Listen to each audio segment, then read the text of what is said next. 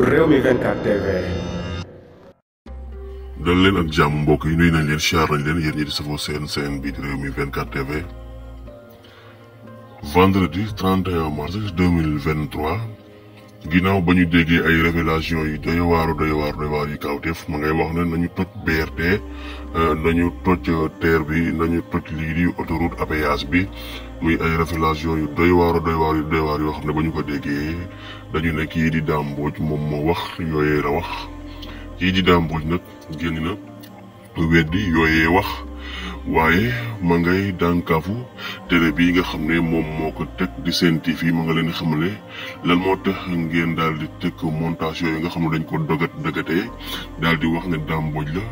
ngeen daal di koy teg di naqaru teg boobu nga xam ne Sen TV teg na ko waaye kii di Dame Mbodj ma nga leen di xamal ne leen lan moo tax audio wu Adji Sarr ak Mamour Diallo yooyu ba mu génnee Mamour Diallo di wax ne bu leen ma taalal ventilo bu leen ma defal lii lan moo tax tegoo leen woon ko yooyee audio ngeen daal di nemmeeku man Dame Mbodj samay audio yi nga xam ne dañu ko monté dagatee ko def ci lu leen neex ngeen daal di koy mën a teg ba pare ngeen daal di toog foofu seenu ba télé daal di ñii di weddi ne wóoruñu ndax moom la teg googu nga xam ne waa Sen TV teg na ko daal loolu moom métti Dame Mbodj ba maa ngay naqar di wax ne